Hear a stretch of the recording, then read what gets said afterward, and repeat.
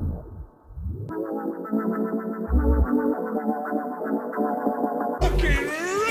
man, welcome to the Raw District podcast. This is Drew Dawson. We got Tony Fontana back in the building, Jordan Rice, and we got a special guest, man.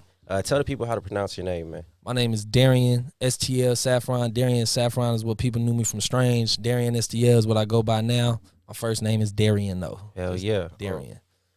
We're gonna get into the Strange music stuff a little bit later. Yeah. I wanna talk about your background and how you came up, with music and everything like that. Mm-hmm. When did you start really getting into music, like taking it seriously? My father did music, so he actually he was fun fact, just a backstory on him. He was one of the only bands ever in history to have the same get two labels to distribute the same album. Because what happened was he got signed in 1975 to ABC Dunhill for about $650,000, and that's in 1975.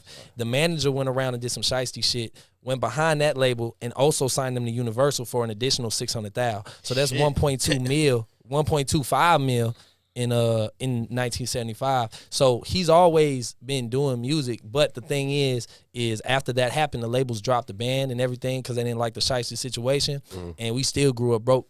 You know what I'm saying? They made all that money and he still broke. You can go online right now, look up Pat Lost Dog, still got a song back in the 70s, still got like 24 mil on it from a 1970 song that hardly anybody really know, but out in overseas they be popping. You know what I'm saying? So that overseas money's crazy. Yeah, so basically he's always done music and that's all he done. So when I was growing up, we was broke, but that's how we made our money. We used to go to bars and perform like old school Motown records like Aretha Franklin, Tina Turner, Jackie Wilson, Smokey Robinson, things like that. So I grew up singing Motown, so I had a lot of soul, of what we came by. And that was literally how we fed, we fed the bills with that. All the money I made from it, he just took it and put it towards the bills and woo out wham. And then, yeah, like he really Joe Jackson me. Like no cap. Like when I would come home, if I had homework, I had to rehearse first. Like there was no playing with it. He didn't care about the schoolwork. He was like, you got to rehearse. We did the Apollo when I was 11. You know what I'm saying? So looking back on that, do you appreciate that more? Yeah. Because some people they be holding resentment about that type of shit. That's silly because that's what make me special. Because I go to a lot of these, let's say like a showcases, for instance. I think we talked about it a little bit yesterday about how a lot of these artists, you get like 15 artists on a ticket, and they don't have no knowledge of the business. I got a lot of knowledge of the business just because I've always hung around musicians. I've always hung around A&Rs, always been around labels. So when we get to the gritty time to make the money, and people try to throw them little words at you and play the game on you, I'm like, I know what you're doing. Okay, but this is what we gonna do. You know what I mean? Because it's a blessing. Not to mention, like we said yesterday when I was on the phone with you, a lot of these artists, they come to these showcases and they just come and they think, oh well, I'm just gonna jump up on stage and rap over my track and. It's not enough. Like you gotta rehearse. Shit, you know what I'm saying? Rapping over the track. Yeah. Look, now I'm gonna tell you this though. I'm gonna tell you this. I advise people. I tell people this all the time. If you rehearse and you're a good showman and you actually got presence on stage, you know how to work the crowd, you can go on stage with your track.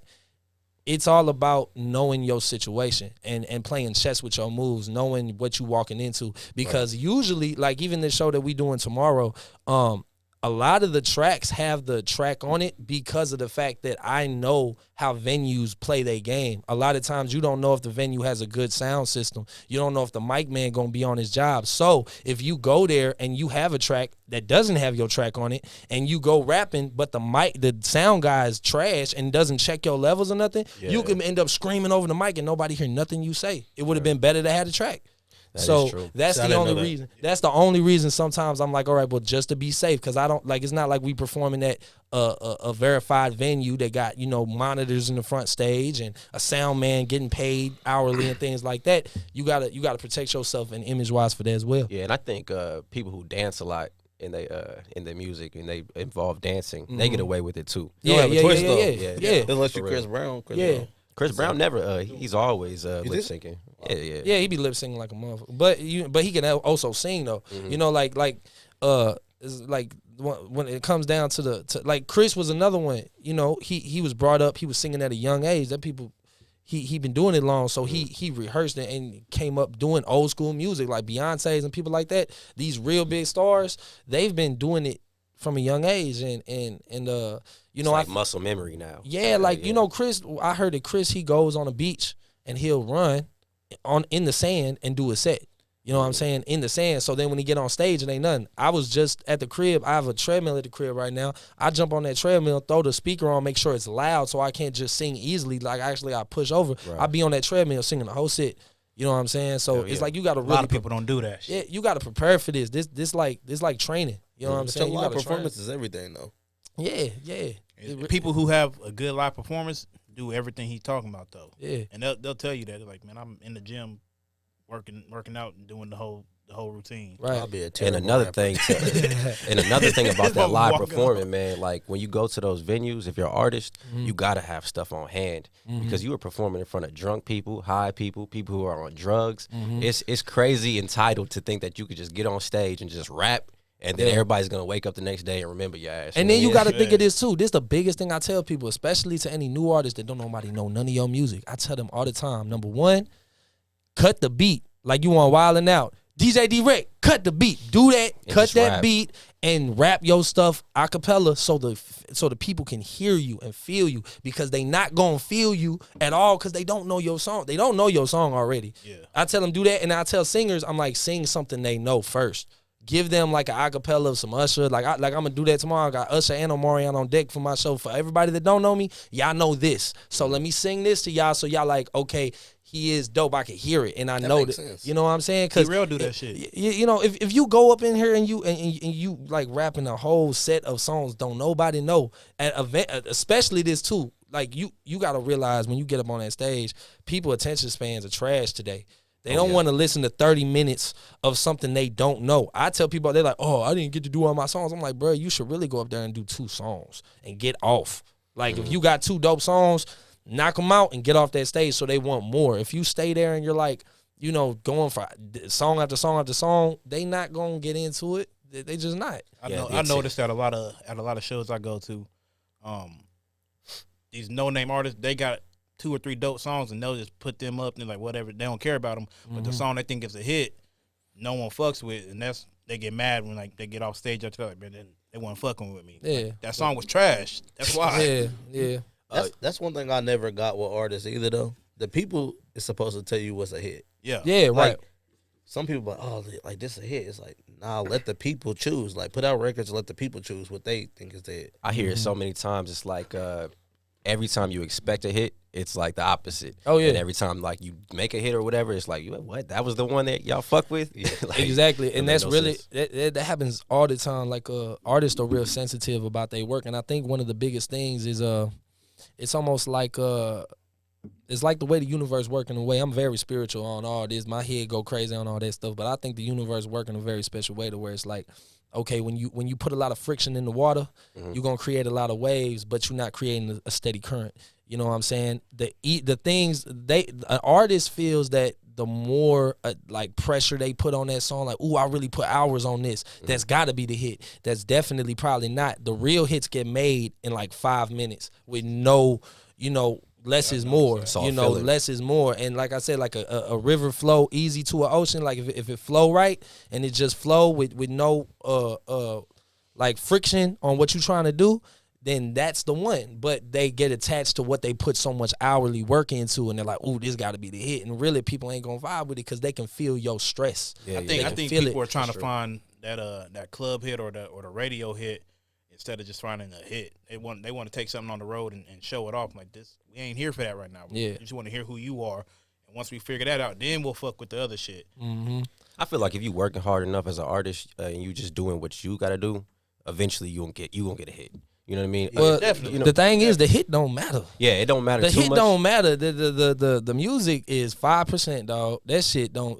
It's like if you have the best weed in the world, but you don't go outside and market your shit, or you don't sell it to nobody, ain't nobody gonna know. You gotta be able to sell your shit. You gotta be a businessman. If you don't want to have a team, a lot of artists do this without a team and they think they can do it by themselves. That's the first mistake. Number 2, you go out here and you do it by yourself, and then you like, oh, I got hits after hits. Drop. No promotion money. No video. No this, no that. It's like, bro, like, that's not how this work. Yeah, you can't do that with the oversaturation in music. There's way too many people doing it. I tell everybody that, like, bro, you need to get a little street team or something to be moving your shit all over the place. Man. But see, that like you said, bro, but that's the problem with artists nowadays, bro. It's like having the team together is the most important shit to me because it's like then you can literally just focus on the art. Mm-hmm. Yeah. Because some artists will try to be super involved on the business end, but then the music is suffering. Mm-hmm. The main thing, people don't even have like a manager to even book them places or to talk to people for them. They doing everything. I'm like, Because you at everybody's least need a manager. And the At team is minimum. not 7 rappers. No, Yeah, that's one thing to That's the emphasize. problem Yeah. too. Yeah, yeah, That's yeah. not the team. People don't know they role. That's the big oh my God, bro. Let me tell you, if you got a whole bunch of homies around you and nobody know how to play their position, that's gonna make your whole team fail. I The whole told team people gonna numerous fail. times. Thank you, Mr. Sound Man. I appreciate you. But you know something else too, though? I think another thing too is, and this where people problem is, and I get it because everybody need money. Stop worrying about making money. If you worry about making money, you're not gonna take off. Focus on it, like you said, everybody's roles. You know what I mean? Because it's like, you know, everybody got their real life shit going on, so it's like, damn, like I still got bills, I got this, but it's like you can't worry about that. You just gotta focus on the art being fire and like everybody doing their specific roles. If you got a street team, let them do the street team shit. If you got a manager, let them manage. As an artist, step back and you got to let people accept their roles. Yeah. I told a few people around here, I'm like, you got all your homies in the video and shit, but which one of them picked up the camera to shoot your video? Which one of them took your song to their cousin who's a DJ in fucking Alabama? Which one in who's doing what? You gotta just have a got bunch these of niggas role around. players. Yeah, Yeah, You just got all these Everybody niggas around doing You nothing. need a quarterback, you need a wide receiver, you need a lineman, you need all that shit, man. It take You a want to be the whole lineman though. team. Who the fuck want to be the lineman? Look, Yeah, yeah, definitely. They do. They get paid the most. You from St. Louis? What part of St. Louis you from?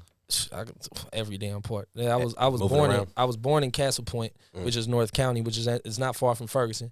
But then I moved to Maplewood around the age of 6, 7. So luckily I didn't have to grow up my years outside the crib in the hood, you know, because I would have been a completely different person. But Maplewood is like it's like mixed between 8 Mile, like trailer trash is out there. Like they got like, you know, like the Met type of situation out there, and then, you know, it's still got some street, but then it's also calm because it's not, you know what I'm saying, deep right next to the hood. Like the thing about St. Louis is no matter what side you go to, you in a fucked up area. The north side fucked up, east side fucked up, west side fucked up, south side fucked up, North County fucked up, South County fucked up. West County is the only part that got, you know, the suburbs. That's the only part of the city you got, you know, Clayton and Chesterfield and all that. But everywhere else in that city, you can get killed. Everywhere else. And Chesterfield, nice as shit. Nah, yeah, Chesterfield Hey, good. let's put the money, That's man. it. That's it. That's the only part you got. Chesterfield, Ladue, that's all West County, you know. But the west side is still the west side, north side, east side, south side. I drove through East St. Louis one Oh, time. yeah, I was it's- kind of nervous. Yeah, it's trash. But Yeah. it not nothing against East St. Louis. You got Yeah. cool people from there, but the living conditions environment, yeah, and the yeah. environment that you have to deal with and the mentality you got to deal with from people that come there. The biggest problem is people come from an area like St. Louis. I like to call cities like St. Louis is like a figurative hood factory assembly line, because you got these cities that makes money off of hood systemics, that make money from these systemics, to the jail systems and to the everything that goes into the assembly line that this Speaking need is. to catch on because they ain't even doing that. You know, but see, this the thing though. So the thing is, like I tell people all the time, like, okay, like go to LA, right? If you up in Compton, wherever you in like hood areas, you have the option to drive, even though it's a drive, but when you do that drive, you know, the next side of your city, you see businesses and money and opportunity and things like that. You know, and it's like it almost gives you a choice. It's like, okay, budget wise, and you in the hood, so you kind of are forced to still go through it, but you have a little bit more wiggle room to say, I'm gonna go over here and do that, you know, instead of saying I'm gonna stay in the hood and I'm gonna serve this. But in St. Louis, because the entire city is what it is, it gives this illusion to everybody living there that this is the only way to live, and that if you're not living like that, like it's almost like a domino effect. The girls aren't gonna want you if you can't protect them, and most of them only want a gangster or a drug dealer, this and that. And if you're not doing that, then you lame. So a dude don't want to grow up lame. So a dude is gonna want to get the most attractive mate, you know, to it's human nature. We gonna wanna, you know, fornicate with the most attractive mate that we can find. And the most attractive mate 9 times out of 10 only want that drug dealer, only want that because in that city, that's what they get brought up to want. So now you stuck in a situation where everybody is forced mentally into this self-destructive mindset that really is only gonna land you in 1 or 2 places. You know what I'm saying? So that's why, like, I feel like a lot of my music that I do make, I definitely try to steer people in a, like, we can still turn up, we can still do this, but let's try to be conscious of what we're doing as well. Let's try to build our community in effect to where we don't need what they was offering us before, because the power of the phones in our pocket and the internet has changed everything. Let me ask you this. With probably Nelly. Yeah. St. Lunatics being the biggest artist from St. Louis. Yeah. Did their money do anything for St. Louis? But I ain't gonna say it didn't do anything, because, you know, they gave an image to the rest of the world for people to know what St. Louis is. Right. What I will say, I mean, and don't get me wrong, Nelly put a college in St. Louis to help upcoming, you know, musicians. I'm not gonna say, I don't know Nelly personally, and I wasn't there, so I can't say all the rumors I've heard, but from rumors that I hear, everybody feel like he could have done more for the city. But of course, when you stuck in St. Louis and you stuck in that mindset, how you not gonna feel that way? Because you still there. And you like, well, I didn't get out, so Nelly didn't do enough. You know what I'm saying? I mean, but do you know people who were like actively trying to get out with him or something like that? Or no? Because I know we got somebody here who's trying to do his thing, and I'm gonna put it like this: I don't think actively bringing people out. I don't think it's up to the artist. I don't think it's up to the artist to help bring another. The best thing that anybody can do for St. Louis is put that city on again. Like, St. Louis needs a new Nelly. Somebody else that's new for the new generation to put the city on the map, and then they need to make sure that that brand that they bring helps build actual gratuity in the city for itself, so the youth can grow up with a different mindset to change them. Because you can't change people. There's a scientific thing about the way your brain works. The first 7 years of your life create your personality, your characteristics, and everything about you. That's why when people get older, they get stuck in their ways. You have to change the youth. You have to not be selfish to change the world. You can't change our world, because we've already been, you know, we've experienced and you know, we've seen this and we know what it can be, and ignorance is bliss, and we've already been tainted. You know what I'm saying? There's no changing that. But what you can do is change the world for your children and for the next generation and the next generation, and then you'll see a change in the way that the overall, I guess, wave is changing. You know, just think of it like this: like, the hood loves bass, the most negative frequency. We love bass. And when you turn on, you know, something that the person with a suburban mindset listen to, even if a song talking about it's all about that bass, no treble, there was no bass in the damn song. It was all treble. Yeah. You know what I'm saying? So yeah, like just even subconscious things like that. That's a great ass point. I never even subconscious things like that. It'd be subconscious things like that that really run us. You know, it runs us. Talk about, like, you're talking about T-Rail, right? Yeah. That I don't care. To piggyback off what he's saying, man, it's like he set that example, and some people aren't leaders. Mm-hmm. Some people just have to be like the leaders by example. Mm-hmm. Some kids seen T-Rail on a billboard and speaker. Mm-hmm. You know, he's constantly talking about Topeka. I don't think he needs to, and he just brought CSG Payne on the song. You know, he did a song with him. Shit is fire. So I'm saying, like, he does stuff for the city. He definitely does stuff for the city. But it's like, my thing is with him, bro. Is there enough people here is there somebody here that's so great that he can just be like, all right, I co-sign this guy, and then he's gonna go off and make it? You know what I think they want people? You know what I think people want him to do? Walk them into the labels and be like, yo, sign him. No, that's never gonna happen. And that's not the mission anyway. That's not the mission they should want. No, that's not the mission they should want at all. The thing is if you got somebody from your city buzzing, be ready to take off next. If, like, when we started listening to Chicago music and Chief Keef took off, Dirk was right up next. But you got to understand, Chief Keef never said go listen to Dirk. Yeah. He never said, yo, that's my bro, put him on. Or just open the door. He opened the door, the labels went and looked, and those people were ready. My thing is with T-Rail, though, like, how many songs does he have on his albums or mixtapes or anything with at least one person from the city or a production from the city, anything from the city? Now here's my thing. I'm not, because I know we got hella talented artists here. But one thing I'll say is it's about the artist, about the music, right? What if he did music with it and the music wasn't good enough to go on there? Not just because of the artist here. What if he wasn't good enough to, the song just wasn't what it was to put out? Yeah, that's his cosign at the end of the day. You can't cosign the wrong person. But I don't want to talk too much about that. I get it. You can't put it on. You can't put it on the artist like that. To be honest, you got to put it on themselves. The best thing he could do is keep being great and putting the city on. Yeah, like it's the best thing he could do. Like I make music and I do this podcast shit, and I don't want to co-sign from him. Like I really don't want this shit. I just want him to support it, and I'll do my own thing. Yeah. You open that door, that's all I need from you. Yeah, I honestly want this shit myself. I seen how he did it, and I'm like, okay, you did that. You gritted. You was on the grind. Let me do that same thing, because if you just what's the cliche ass thing? You could teach a man to fish, or you can give a man a fish. Give a man a fish, he'll eat for a day. You teach him to fish, eat for a lifetime. Yeah. Let me ask you this right now. Let's just give you an analogy real quick, right? So it's almost like, okay, you have somebody starting a black business, right? Let's just bring black businesses into it. You start a black business, right? And a lot of people that say, oh, if a white man came in with $1 billion and said, yo, I want to buy your business, and then the black man sells the business for $1 billion, and he didn't put any of his own people into that business and said he sold it to that white man for $1 billion, right?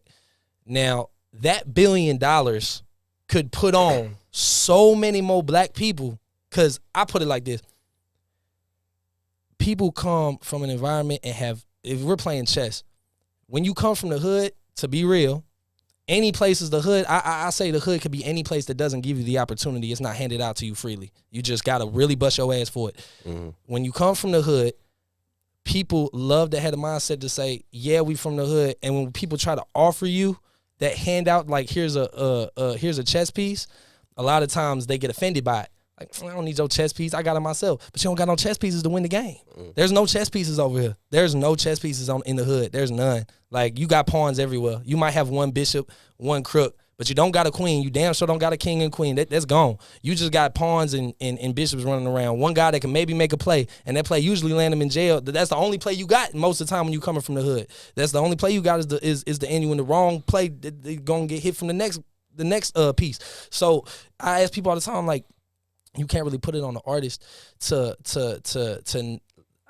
it's almost more hurtful to the city if T-Rail, let's just say T-Rail, if he was to spend so much time focusing on helping a lot of pawns at the time, not saying everybody's a pawn. A lot of pawns here. But listen though, like, if you focus on people that haven't upgraded to be a bishop or be a crook or be that piece yet, then you're going to lose the game in the overall game. If he focuses on getting the best connections he can and playing like instead of focusing on Topeka, he focuses on, I need to be in LA, I need to be in Atlanta, I need to be in New York, I need to get all these big pieces to build my brand and make sure that I capitalize this brand. And then when I am that brand, I can then go to Topeka. Because you also got to think too, because T-Rail isn't necessarily in a spot where he can focus on any other artist without hurting himself, because he needs to be focused 100%. On himself. He's in a position right now where he needs to focus on himself to make sure he gets to that top. Run that and if he don't, then you missed your shot. Yeah, you ain't gonna get a chance to run it back, because nobody I have noticed around the city that there is maybe one or two people that are doing the work that he did. Yeah,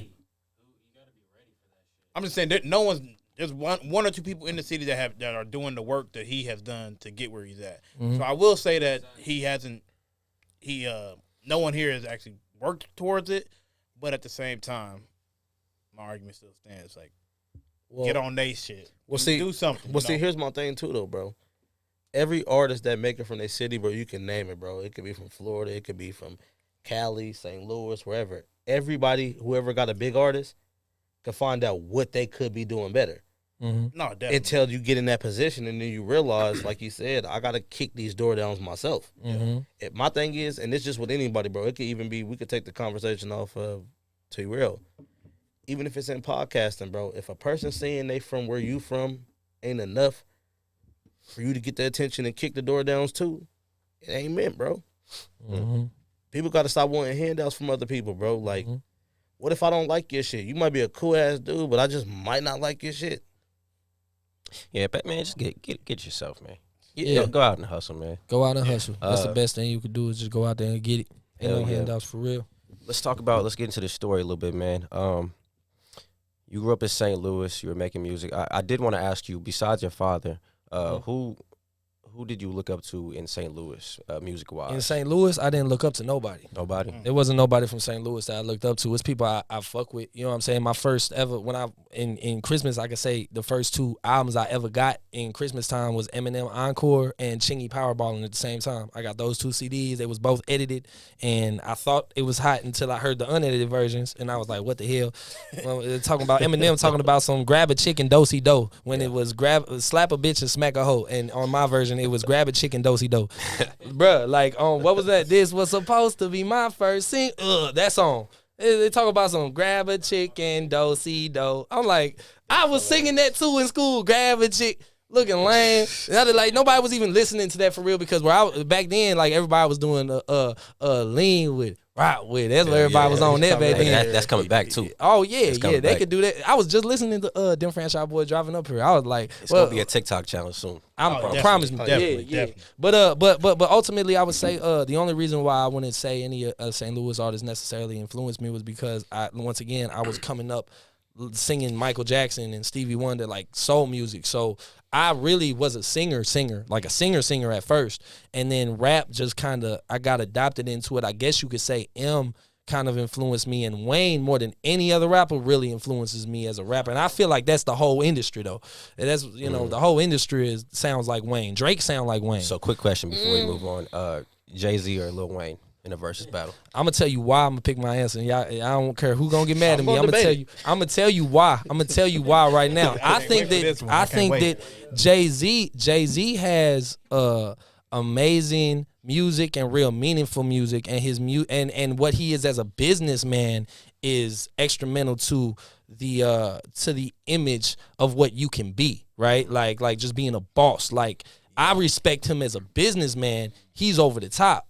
But this is what I would say. If you play JayZ in the club, his hottest single right now in the club, and you play the hottest Wayne single in the club, Wayne's music would age and be able to mend and mix in with today's music better than Jay's can. And I'm not saying Jay's music wasn't on top and hot as hell and isn't some great A+ music. But I feel like if you go to the club right now and you turn on Lil Baby and you turn on Moneybagg Yo, you turn on whoever, it's close to Wayne. It stemmed from Wayne, See, here's the thing too.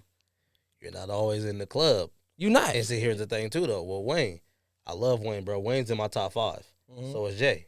But see, the thing is, a lot of Wayne's best music was mixtape music. Yeah. That's not hits. Hits is top. Like, I'm not but it was. I'm not talking. But it was. Hold on. Hear me out though. Hear me out though. No, it was to me too. That's why Wayne's in my top 5. But if we being real, hits in music is based off of the charts. You can't chart mixtape shit. But let me tell you something though, and I'm not even trying to interrupt you, but I'm gonna say this right here. I'm gonna say this right here. Check this out. I'm gonna give y'all Jen real quick. Check it.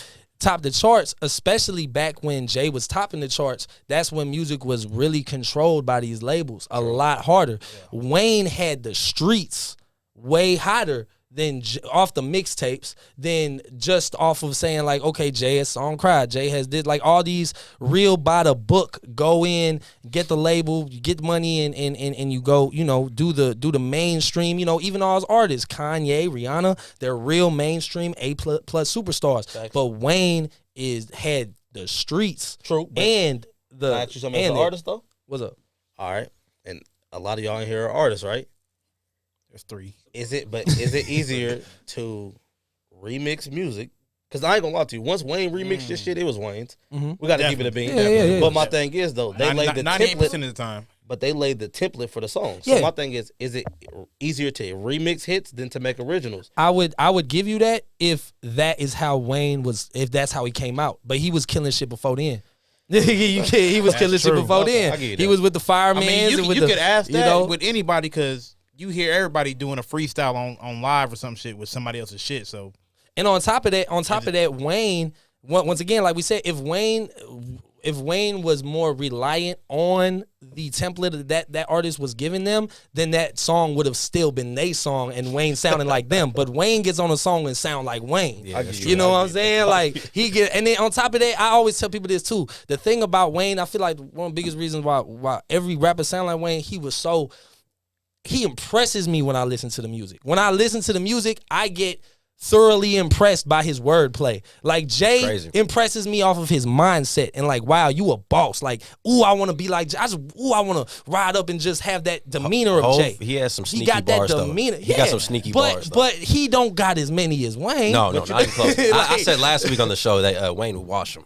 I'd honestly put I put Drake and JayZ in a versus battle before I put JayZ and Wayne. I agree with that. I give you that. My only thing is when they really sit down and try to do it, is they gonna let Wayne play the mixtape shit. Yeah, I'm gonna keep it real with you. Album shit, I'm gonna keep it a bean, bro. Carter 2, Carter 3, fire. Yeah, definitely. The rest of Wayne albums is mid. The mixtapes though is crazy. Yeah, no, he can. If he plays mixtape shit, he can play mixtape and features. But if he can do that, he might get Jay the fuck out of here. Yeah, features is crazy. Did he do like 75 in a year? Yeah, I mean, think about every feature you think with Wayne, he made the song so much better. There was a time where Lil Wayne was the radio. Yeah, it was honestly, you could do a whole verse Lil with Wayne is the Nickelback of rap. Wayne and T-Pain together. But you know something too though, I think. And Drake, if Drake's on the same as Wayne is on a versus, it's game over. I think it's generationally though. It's almost like the basketball I think that too. I can say that too. I could definitely say that. Our generation, we definitely gonna rock with Jay, Wayne most. But older generations gonna like Jay. New gonna like Wayne. Because if you remember, like y'all remember MySpace era, that was like a lot of us like middle school, high school times. Yeah. Motherfuckers was literally staying up and not going to sleep so they could be the first niggas that could recite the Wayne bars. Yeah. It ain't a lot of rappers that niggas did that with. Yeah. That's true. Yeah. Yeah, the lighter, like the lighter flick. Anytime that lighter flick, You're just like, it's going over, it's gone. that's like Drake's timestamps. So when Drake do the timestamps, No, don't compare it to the. yes, it's the same, Don't bro. do it. It's the same, though. Hey, he feels some type of way. Light skinned people don't like when Drake get brought up. Hey man, no man, we ain't fucking with Drake. No. The lighter flick is better than the Drake timestamp. What is the Drake timestamp? I don't even know what that is. Yeah. Timestamps is the 5 a.m.s. Oh. No, because Don't do that, bro. it's not. He don't do nothing with it though. What you mean he don't do nothing with it? I mean, he rap, he freestyle, but it's not like a like you know like a Y'all thing do on know the that track. Drake has more hits than Wayne, though, right? I believe it. I believe. let's not get into believe. real Are we talking albums? We talking album? I believe hits? Wayne albums. don't have an album better than Drake. I'm just. We'll save that for the live podcast, man. We'll save it. No, I wouldn't say that. I wouldn't say that because I don't think Drake that is any. trash. I'm just gonna say that right here. No. Terrible. Terrible. I I hate can't say that. You can't I say hope that. he breaks his big Can't toe say tonight. that. I'm about to Nah, mute this. Can't I'm say about that. to Can't say that. I don't think Drake. I ain't gonna lie. When I was coming out, it was Wayne, and then a lot of that So Far Gone album really inspired me. That time era, that's when I was really like becoming because like I said, I sung and I rapped. So when Drake came out doing it, because I used to get in so many arguments with people because you know what's funny. All these labels always want to sign me. Always wanted to make me Justin Bieber from every damn label I've ever been with. When I was working with Ira DeWitt, when I was working with Rodney Jerkins, Dark Child, and when I was working with Strain, everybody was like, yeah, they was like, oh, I want you to be a singer. You need to sing, da-da-da. And I'm like, well, we could rap too. Like, ain't nobody want a rapper and a singer. I'm like, that's where it's going. No, it's not. It ain't going to go. Everybody think they know what's going on. I'm like, no, I'm Did it telling really y'all. ever go there? I mean, Drake is like the only one who. What? Whoa. No. That's the whole rap. That's you know, right Drake's- now. I'm talking about like as a whole. Did Yes. it You ever know, really Drake's just my go there? favorite rapper, bro, but I'm gonna keep it a bean with you, bro. Ja Rule, Nelly. Yeah, it's it's a lot always of been- rappers that did it first. Look, I'm gonna tell people this all the time. I tell people this all the time, man. Like y'all love rap. Yeah, we love rap, but it's still the melody that's the hit. The melody of the song is the hit. Yeah. You a kid in the song. These kids walking around rapping lyrics, they not rapping the words. They singing the melody. Yeah. You know what I'm saying? Even Lil Baby. Yeah, like bro, Lil Baby sound like, bro. All these rappers sound like Wayne, but you know, it's just like it's crazy though because like I said, I was telling everybody, you know, I was like, yo, rappers singing da da da, and then Drake came out and he was really rapping and really singing. That's what it was because usually Ja Rule was rapping and he kind of sang, and then you know like all these. That's what I'm getting. Nelly, Like, did it ever just go straight to like what Drake is doing? But that's the Rapping thing. and That's fully what, rapping and fully singing. That's what I be trying to bring it to him. You know what I'm saying? But I've always been trying to do that. That's why I always stood my ground with these labels. I always stood my ground with the labels because I had a vision for myself, man. Like my vision for myself was like, look, I got it. Also because of what I believe in, and like I was talking to y'all here, I want to help change the communities.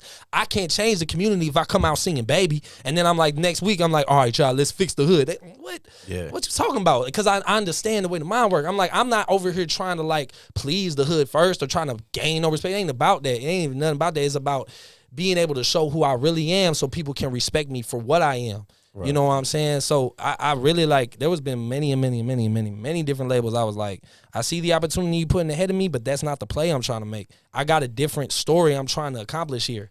You know what I'm saying? I salute you for that because a lot of people see that check or see, oh, I'm on this label and they're like, fuck it, we gonna do whatever. They do it for that bad. I want to be an icon. It's just funny because every time I was telling people, because like I said, I grew up doing nothing but music. My dad didn't teach me shit but music. I don't know how to change the tire. Well, I do now, but I didn't know how to change the tire. I didn't know nothing about cars. I didn't know none of that masculine, none of that. It was just me and my dad. It was music. Like my house is like, if y'all ever watched the Beatles documentary on Disney, if y'all ever watched that, my house was just like that every day. It was rehearsal every day. Shit. So, how'd you get to the point? Because I think a lot of artists that might watch this, they want to figure that out.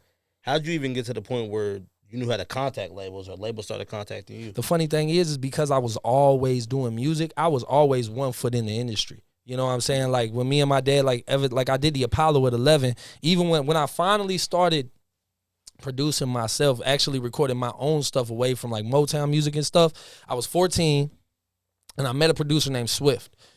Me and Swift would hustle every day. We ended up meeting, me and Swift ended up making like so much music, and then ended up meeting up with a producer / songwriter named Brad Young in St. Louis. He actually wrote, he did the beat, helped produce the beat Women Lie, Men Lie for Yo Gotti. He helped produce the beat King Kong, I believe, for Jibbs. He's an R&B singer as well, but he had a lot of connections because he used to be signed to labels. They used to want him to be R&B, Maxwell, things like that back in the day. But, you know, once again, when they got me, it was real like, oh, let's try to push this Justin Bieber thing. And I was real on the, man, I want to be me. I want to rap. I want to sing. I want to be real. But I'm not going to lie, at the time, and me being an artist now, I'm starting to realize like I'm just now really learning how to mix singing and rapping in a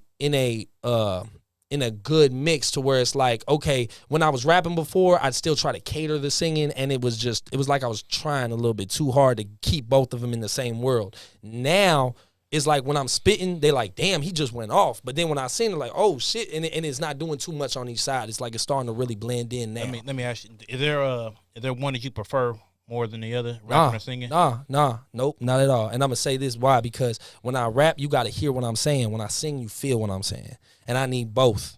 I need you to have both. Real shit. You know what I'm saying? Talk about how you got hooked up with strange music, you know.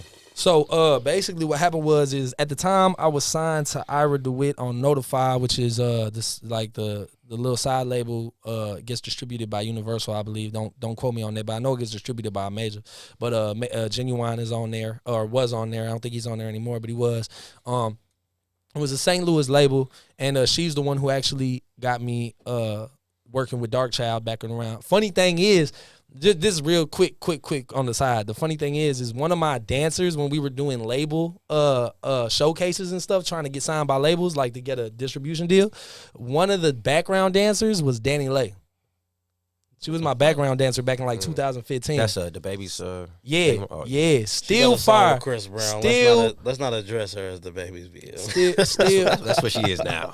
That's what she made herself. But look, she's always been talented and always been bad. And she got a sister that's just as bad. Her sister and her was my background dancers. No. They from LA. Well, I don't know exactly where they from, but I know that they was in LA when I met them.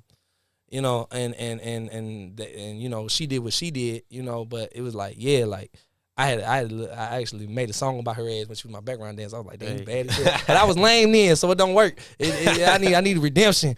You know, if you see this, I need redemption. But shoot your shot now. Shit, she just went through a whole bunch of bullshit. I ain't trying to be a part of that. I ain't trying to be a part of that. I just want to, have a conversation with you. It's been nice to see you. I ain't even, trying to talk to her, nothing like that. I just be nice to see you. Let's make a song. Shit, let's work, But, she was really cool, though. But she had a sister and actually a little sister, too. A little sister and a sister that was her same age that they both danced and the little sister sang and everything. It was cold. But now to get off that topic or whatever, that's so basically what happened was I was signed to Ira, then we did some things with Rodney. She ended up bringing in a producer named County Boy Frizz and Tom, who called himself the County Boys in St. Louis. We did a song in the studio called Boo Thang. That song, County Boy Frizz, is actually Stevie Stone's hype man. Okay. So what happened is, and this is how the music industry work, y'all. For everybody at home, this is how it ended up happening. You do a song with somebody, that person ends up being this guy's hype man and gets it to this DJ, and it's like a web, It just connect. Everything got to connect. So the dude ended up getting it to Stevie Stone. Stevie like, yo, I want to buy this. I want you to be the feature on it. I'm like, all right, cool, whatever. So at the time, Strange, I was under contract with another label. So Strange was just like, okay, cool, buy me off my money, whatever. As soon as that contract ended, as soon as that was done, Strange hit me right up. They was like, yo, we want to sign you. I'm like, all right, cool, let's do it. At the time, I was homeless. So I really didn't overlook any contracts like that. I really signed for whatever. You know what I'm saying? The advance money wasn't shit. When I look back on it, as I still would do it for the growth as an artist that I gained from it, and I would still do it because I love everybody over at Strange. Everybody over there, I got real love for. But as a businessman now, because that's one beautiful thing of being in this business is you have to adapt to the business, or you're gonna get. I'll be my father right now if I didn't adapt to this business. Right. So the only thing I would change is the actual business of the contract and what I signed for. But I saw in one of your interviews that they signed you for like 2,000. Strange signed you for like 2,000, and then gave you like a 800 a week. 800 a week. No, a month. 800 a month. Was that the only label that took care of you? I guess you could say. Well, I mean, if you want to bring it to terms of paying me anything like a per diem and things like that, absolutely, yeah. Okay. But when it comes to just understanding what this business is and how much money is being made and how much you really need to live and still do this, I would have definitely worked out a different deal, or I would have said like, all right, well, either would have said per diem wise, don't give me per diem, just give me $100,000 up front. Or, what I'm saying, give me per diem, but I still need 25 or I still need 15 at least, because those racks I would have had, I'm not the type of person to go blow it. You know what I'm saying? Funny thing is, that $2,000 they gave me, I got clothes for the first video shoot, and the rest of that money went towards all my first studio equipment. Remember, I also got a place to stay, but the rest of all that money went towards studio equipment. I didn't buy chains, I didn't buy a watch, I didn't buy none of that. I bought studio equipment so I could produce and record myself, because I was tired of waiting on producers, and I know how to make beats, and I was tired of waiting on studio time, and I didn't want to pay they studio because they was charging a lot to record there. They charged their artists a lot to record in Strangeland. So that's something I wanted to bring up too. You were getting $800 a month. But when you a week, a month. It's a month. Yeah, you get $800 a month, but a week I would have been cool. I would have been all right. I was like, all right, that's cool with me, shit. But they weren't accepting your music that you was doing at your studio, right? So what they would bring to me is they would say, we want it mixed professionally. We want it to sound that was their what's the word I'm looking for? Their side of it, they would say they want the best quality work. So they wanted you to come in that studio and do that. My thing is that I didn't feel like, I think that their engineer is dope. Ben is a great engineer. Don't never get it wrong. Ben is amazing in what he does. But that if you really understand music, you understand that each style of music has different mixing style to it. Just like you can mix a snare to sound like a pop snare, or you can mix a snare to sound like a trap snare. You can mix vocals to sound to sit in a certain pocket. The pocket that he mixed in was very dry and Tech 9 hip hop. I needed cut, high end, Lil Baby, Quavo, trap, still dope Bryson Tiller sound. I needed that dope new age wave, that new wave shit, and they weren't mixing it like that. And even though I couldn't get it to that status on my own, and now that I look back, I say, okay, that shit still wasn't necessarily mixed. I knew I could get it to sound a little bit more trap, and it could hit a little harder than what they was doing. Just sounded a little bland to me. So I was like, let me just do it at the crib and then send it to y'all with a premix, you know, and then do that. But the thing is, the biggest reason why I really stepped off and did it my own really wasn't just a mix. It was because every song I would make, they would really, like, all the things that was really dope and hard and was like, okay, this is actually like, this actually like it's something I would listen to, you know? Right. Everything that was actually like dope and hard, they would throw it to the side and be like, yeah, but this is the single we're going with. And I'd be like, that shit is boring. It's lame. Like, why y'all picking that? You know what I'm saying? And it's not that, you know, like, I get, like, once again, they wanted to focus more on the singing side, and I was cool with that. I'm fine with doing the singing stuff, but if y'all want to do singing stuff, let's pick a hard singing stuff. Like, we still got to turn them up a little bit. Right. You know what I'm saying? Did you feel like a black sheep on that label? Oh, yeah. I mean, you got to know, like, as soon as I got on the label, the fan base just, like, tripped. They was like, oh, what the fuck? But then once again, when I came out on Boo Thang, and then the Fall in Love with it with Stevie. But then when I came out with Tech, it was We Just Want to Party. That's the only song on Strange. That and Fired are the only two songs on Strange that I didn't write personally. Everything else I made sure I wrote. But that song, you look at the video, the stylist they put me in, they had me in this Indiana Jones hat that was like freaking, that was like big as hell, looked like Kung Lao with a big ass scarf. I'm like, bruh, like, this not fair. Ritz and Tech in here with all the bad bitches looking dope. Got to look like dope ass people, and y'all promoting me to Strange music. This is Darrein Safron looking like a fucking flower child and shit. Like, dog, nah, like, that's not what this is. You know what I'm saying? That's not what this is. Like, that's just not what this is. So I would just be like, bro, like, why are you guys putting me forth like this? And then to their defense, they're gonna say, well, everything we put out on you after that, you did right. And yes, I did make all that music, but y'all picking all the wackest music. Right. We got way more than this. Why are y'all picking this? And I can say the same thing for every other artist over there.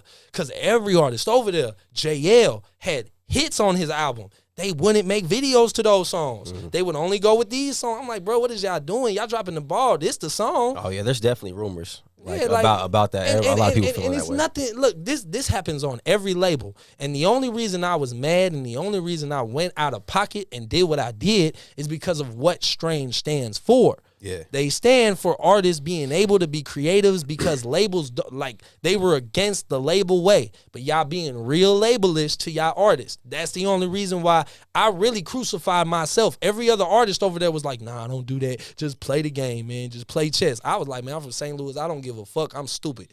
I'm going to jump out here and fuck this whole bag up. I do not care. Yeah. And I did it. But at the same time, now I feel a lot better. I feel a lot better being myself. I get to drop me. I get to be me. The only thing I ask is that when things start taking off, I still want them to get any money that they claim that they need or that they spent on me. I don't want them not to get that money. They can get that. I want them to get that because, you know, like I said, I got love for all of them over there, even Travis for even putting the money on me. I still love him for that. But, you know, I just say, yo, let me go do this. And if it work, get y'all money then. Just leave me alone. Don't be taking my stuff down. Don't be boo-wop-wham. Don't do none of that. Just let me go do it. It's to me, I'm from the Midwest, always been here, man. I'm not a Strange music fan. I've always respected it. I got family who could potentially be signed to Strange in the future. But like, I just don't know. I feel like that label is set up to maintain Tech Nine's relevancy. And I hear that a lot, and I can feel that, and I can see exactly where you're coming from with that. And I'm gonna tell you right now that I wouldn't put none of that on Tech. I want to put none of that on Tech. Anything I ever said about Strange, I hope nobody puts that on Tech, because it's not Tech. Tech don't run none of that business, bro. None of it. He is music. Travis is business. And then Travis hires other people to do business that he don't listen to, like A&Rs that he'll hire to say, hey, what song should we go with? A&Rs will tell him, you need to do this, you need to do that. And he'll still, like, he's very prideful. Like, I'm not going to spend money unless he believe in it, which is cool. It's your money. I get it. But, bro, like, you still made a label that's supposed to let these artists be them. That's right. What the whole brand is. You know what I'm saying? So, and you know, like I said, like, they'll say technically they let me make the music that I wanted to make, but technically you also what is my music supposed to do if I'm dropping my music with no budget and I don't have any money to really promote it, and the music y'all dropping that I know nobody want to hear is the first thing that pop up because y'all put in a ridiculous amount of money towards the wrong song in the wrong promotional way, might I add. From what I heard, they put, and this is not, I ain't trying to talk too much about them. I ain't trying to put no shade on them. I'm just telling these facts that what they told me. They told me that on one of my songs on That Me, on the first EP we did, the Brilliant EP, That Me, they spent about, from what I remember them saying, don't quote me exactly, but it was around $250,000 that they said they spent on a radio campaign for That Me. That is in the year of, what year did that come out, like 2016, 2017? 2017. It's 2017. You spending $250,000 on a radio campaign, and you only got on a couple radio stations in the West Coast, around Arizona and things like that. You spent $250,000. You could have spent $100,000 on the internet. You could have spent $50,000 on it. You could have spent $25,000, and that shit would have, because the internet would have brought it everywhere, and then every radio would have picked it up because it was in demand. Right. And I told them this. I'm like, and so I at that point I'm like, yeah, I owe y'all money, but it's because of y'all. Y'all made them decisions with that bread too. You know what I'm saying? It's not like the artists really get the chance. Like, I understand what you were saying. The artists got to lay back and let the business people do that. But sometimes the business people don't know. True. You know what I'm saying? Especially when you got old heads who are getting into a new man's game. You know what I'm saying? So that's really that though. You know. Nah, I get that though. Yes. When you break it down like that, it makes a lot of sense. You know, it's crazy though. I was gonna ask you. I saw on another interview you was talking about how Strange music fans are really just Tech Nine fans. Yeah. Do you feel like you have a lot of fans based off of your time at Strange, or were they just Tech fans who heard you on the song and they just like, all right, we'll fuck with them? I think that after leaving Strange and seeing who supports me now, I have a handful, but when you put it on a scale of how much exposure Strange has, that handful is only like 5% of them. You know what I'm saying? And that's really, like I said, like when We Just Want to Party came out, ICP tweeted Tech and Strange and was like the new song, but who's this whiny singer on the hook? Mind you, I was ready to go at that point. The St. Louis in me was no backing down. I was like, they from Detroit, cool. They get the same mindset. I'm ready to go with them. I don't give a damn. I was like, okay, well, let's diss them. I was ready. And then Dave Weiner at the time, the vice president at the time, was like, no, Darrein, let's just sit on back. I mean, don't even do that. You know, he talks like, yeah, like an A&R. So he's like, yeah, don't do that. Just sit down. And I'm like, all right, because I just got on the label. I ain't want to tussle no feathers, right? But in my head, I'm like, I'm ready to go. But at the same time, I'm biased to their opinion because I'm like, I didn't like the song either. I thought it was some whiny shit too. But in my head, I'm like, they going to see soon that that's not what it is. But I never got a real chance to really, you know, knock down people like I wanted to. But this new album we got on PSA, I got Yubi on there. I was waiting on Stevie Stone to get me back on one of the verses. He might have to get on the next one because of time relevance. I can't just be waiting. He has a lot of tours going on. So I got Yubi on it. Stevie probably going to be on the next one. But these new songs, it's like I get to be like, yeah, boom, this is what we doing like every day. You know, even if it's singing or rapping, it's gonna hit your soul way harder than anything is Strange. Because to me, more than the fact that those songs weren't hard, they were too organic. I mean, not too organic. They were too generic. They were generic as fuck. There was no soul. There was no story in them. I wasn't feeling like Darrein is being built as a story. I felt like they needed a hook to help this song, and that's it. And I'm like, that's generic. Right. You know what I'm saying? I low-key I felt like Lil Twist. You know what I'm saying? I low-key feel like Lil everybody Twist over is at Strange. I feel like everybody over at Strange, they kind of, because a lot of them are older heads, you know what I'm saying? Like, Tech, like 50 years old, you know, Brother Lynch, he old. Like, I feel like. I love Brother Lynch, man. That's a good-ass dude, man. He a good-ass dude. I just feel like all of them, they old, so their story has been told, so now they just kind of just rapping because they know how to rap. Mm-hmm. And it's like, oh, let's get this young dude on here or whatever and see what he can do. And that's where your fan base is going to come from. But see, look, I'm going to tell you right now, the reason why I was signed to Strange, they had, y'all heard of Strange Maine? Okay, so, funny. Strange Music signed me, Above Waves, and Mackenzie Nicole to be their Strange Maine artist. Strange Maine was supposed to be a side chain to the label that brought in the mainstream fans because they felt like Strange Music had a lot of underground fans. But after they felt that Hood Go Crazy money and that Fragile money, they wanted to step into that pop world. But they knew that Tech couldn't do it without really disturbing his fans because they fans are against that. They against the mainstream. So they was like, we need other people to do it. So that's what my job was. My thing was this. I was telling them I don't have a problem doing the mainstream, but y'all trying to make me the 2016 version of the 2010 Neo. You know, like Neo's music when it was popping really whack and not as good as his R&B shit, and it wasn't the same. Like, no offense to Neo, I love you a lot, but yo shit wasn't hitting the same as that R&B shit was. Then you start coming out with all that stuff, and they was trying to push me in that direction. I'm like, yo, I could be main for you, but I could be main like Chris Brown, Drake, this type of main. Y'all trying to make me cheesy, and nobody gonna like it. Yeah. And nobody liked it for real. And I was telling people that. For real, who's going to listen to that from a Strange Music artist? If you listen to all the Strange Music artists, who's going to listen to some like poppy shit from them? And that's another thing. I was telling them that too. Like they were trying to break away from that. That's what they were trying to do. They were trying to break away from it, and that's completely fine. I'm completely for it. I hope that they achieve this mission that they have built for themselves. But they was going about it in the wrong way. And once again, when I say they, Tech is not involved. Tech had no hands on the music. Actually, when I would show Tech the music that I was trying to drop, he would tell me, he'd be like, yeah, I don't know why they don't know what they talking about sometimes. Man, I'm going to talk to him. But the only thing is, I love him to death. He never did and never would. He don't stand up to talk behind his artist sometimes like he should. Like I feel like he should. He's a good man. He got a good heart, but he's not about to go up to bat for another artist and be like, man, no, this the song they need to go with. Y'all tripping. He's gonna say, if Travis is going to him like, no, man, this is the money and this is what I'm working with. I'm not doing none of that. And he's gonna be like, all right, man, I feel you. And walk away, and that's that. He's just gonna worry about his album, which is fine. I mean, feel like Tech is a lot like Eminem in that sense. Like Tech and Eminem, I feel like they're still trying to impress and still trying to be the guy. Mm-hmm. And and the same thing with Nicki Minaj. Nicki Minaj had a chance to sign Cardi B and Meg Thee Stallion, but she was too busy trying to beef with them and like hold down her spot, like the throne. I got the throne. I think Tech, I think he has to turn the corner and start focusing on the artist, because I see it. I see the budget. You can clearly see. Like I opened up for Stevie Stone one time and the budget was shit. We were at the strip club. That's because he did it himself. Oh yeah, Stevie did it himself. So if you opened up for Stevie and the budget was shit, he did it himself. See, he had to do that though. What I'm doing right here with them, that I hooked it up myself. You know, it's the same type of thing. Like Stevie, as a businessman, is going around on tour on his own. You know what I'm saying? Even when he was signed to Strange, he was doing it himself. The only time they paid for it is when they were on a Tech tour.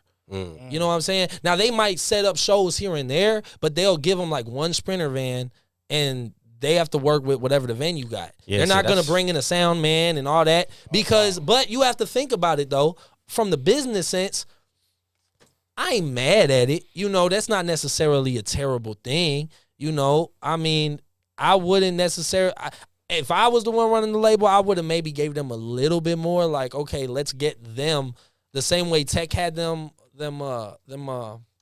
what's they called, the LED screens. At least bring them an LED screen. At least one. You know what I'm saying? At least one, so where you could play shit in it, because that's at least something to make it look bigger than what it is. Yeah. You know, because they're always so big about it looking big. Strangeland looks big. Everything over there look big. It all look amazing.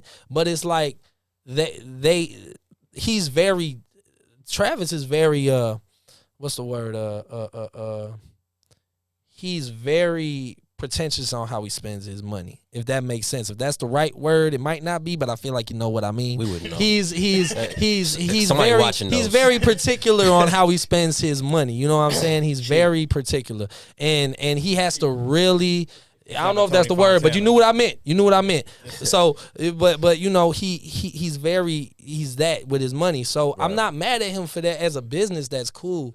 But I wouldn't say selfish. I wouldn't say selfish because that would mean that, you know, he's not selfish. He's just more business than human. He's more businessman than personal man.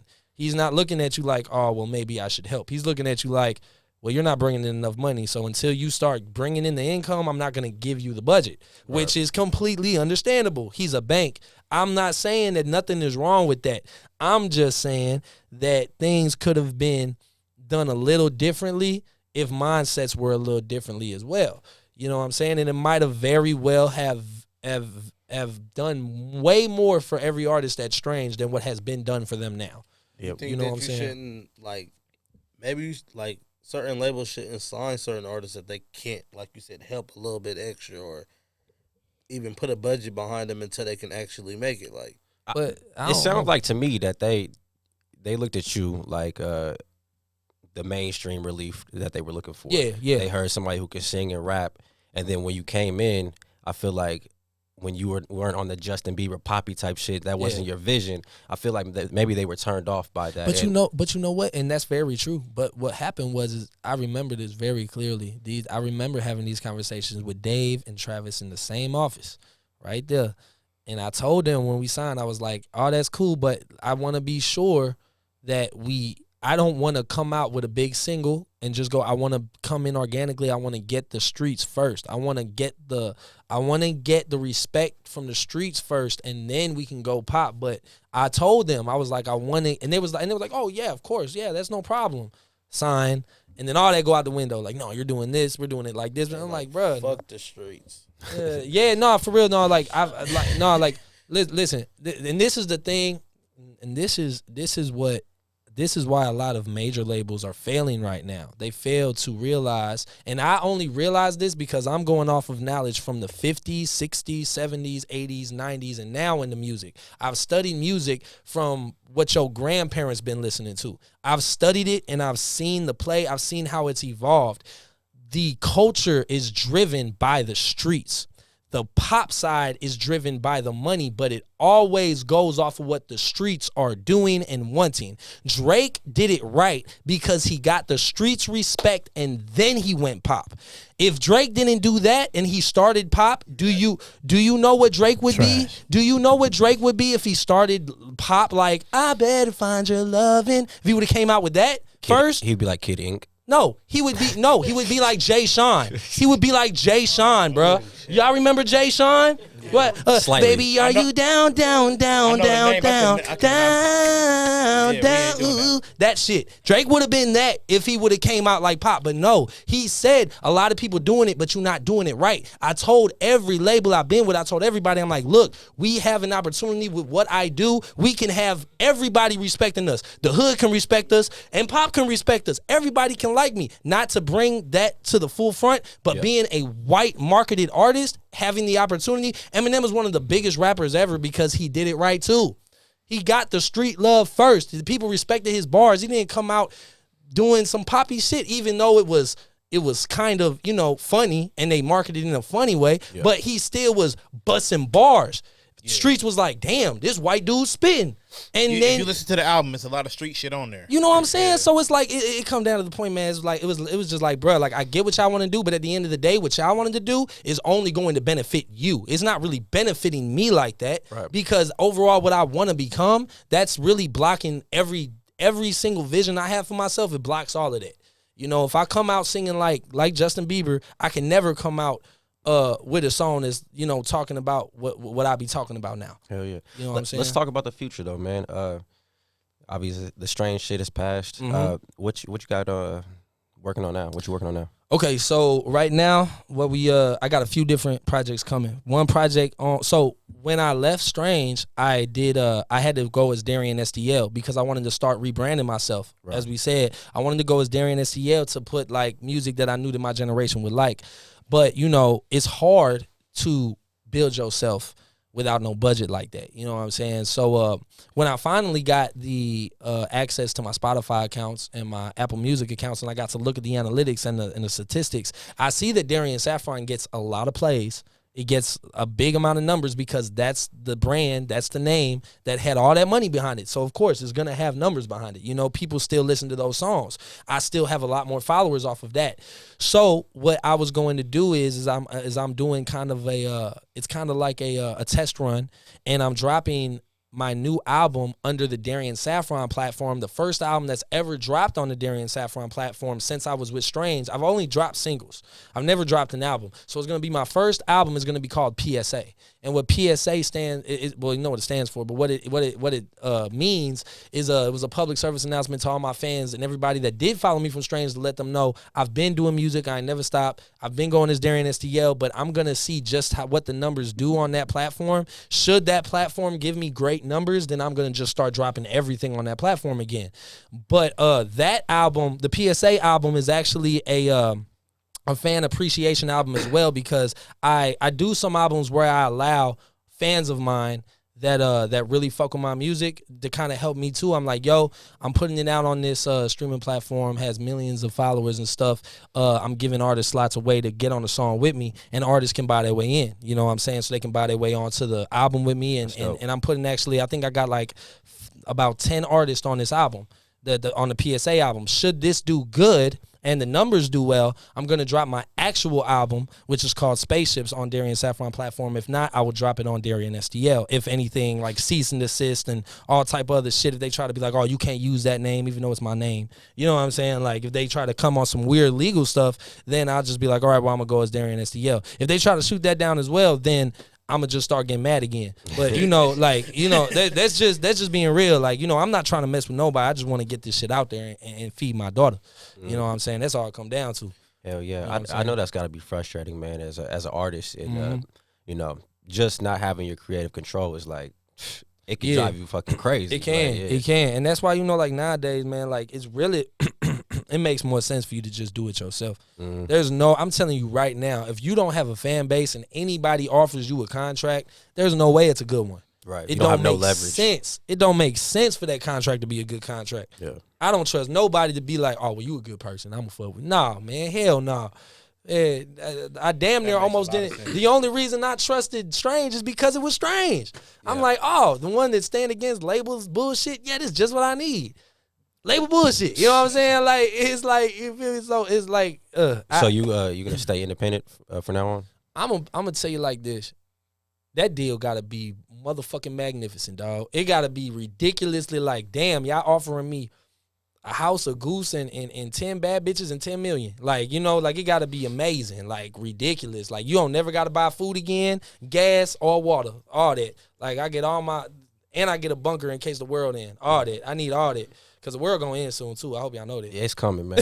Don't get me started on that. I just talking shit. But yeah. That kind of reminded me of something when you're talking about the Spotify stuff and everything like that. Have y'all looked into NFTs? Like putting your music out as that? Check this out. I got a plan. Because I know I'll be smart. I'll be saying some smart shit. So this is my plan. NFTs. Well, actually, this has been my plan before NFTs came out at all.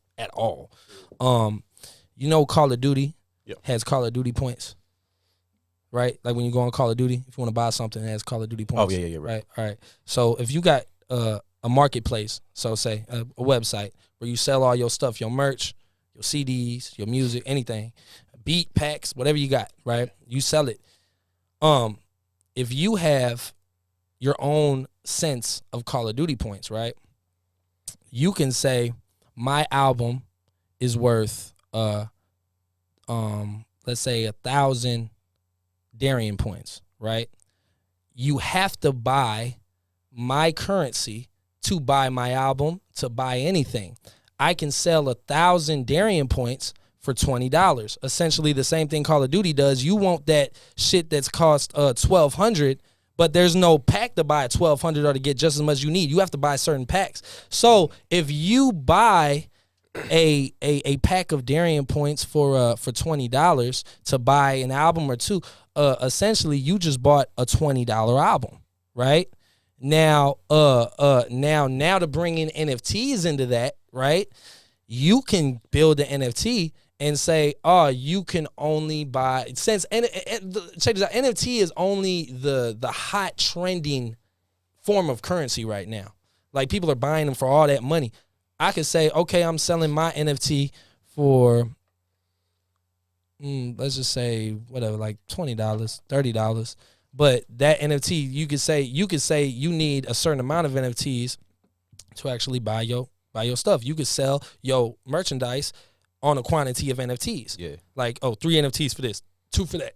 But you get to say, how much that NFT is. You are demanding your worth. You're demanding it, and then you get that in actual money. Now you made, instead of making 15 off an album normally off of money, because when the human mind sees a $15 album, that's normal. If they see a $20 album, they're gonna be like, what the fuck? On iTunes, you see a $20 album. You're like, I'm not gonna buy a $20 album. That makes no sense. But you'll buy a $20 NFT to get an album with that currency because your mind is like, oh, well, that makes sense. So that is really where I'm trying to go with it from now on. I really want to create a marketplace for my own business the same way Call of Duty got when you go online. I think that would be smart for sure, especially dealing with the stuff that you're dealing with. And then merch and everything could be sold like that. Every single thing. Like, oh, no, you don't buy it and you can't cash app me. You got to actually go on my marketplace and cash app that. Yeah. Buy my marketplace money, and then you can buy it. And it's to a point where, like, if like some artists are selling like an NFT to their fans, and if you have that NFT forever, you have access to tickets. Stuff like that. Stuff like that. It's the same concept, right? Yeah. And then what I was thinking is then if you build up your marketplace enough, right? You know what I don't realize why they haven't done this yet?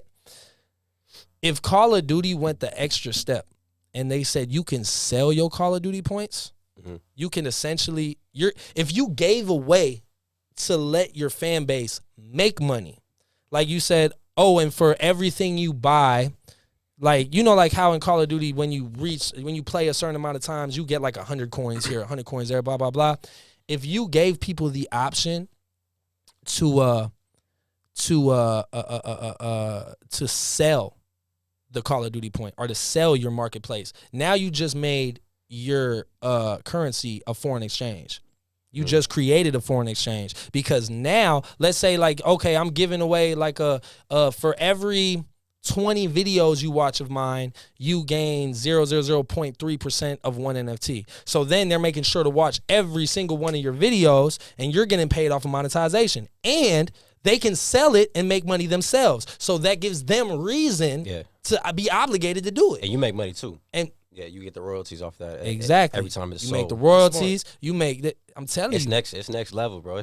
Because the American dollar is only Never do that shit. the American dollar. The American dollar is only valued because we give it value. Because it's a brand. We accept it. We accept the American dollar to have branded value. Yeah. You can sell and it's not illegal to make your own currency. It's not illegal. So you can. It's just up to the people to trust it. So you got to give them something that they can trust. Call of Duty has already shown you the blueprint. They just didn't go that extra step that I'm talking about. I want to take it that extra step to be able to make your own currency a foreign exchange. Hell yeah, that shit it's crazy, man. I could talk about NFTs and shit for days, man.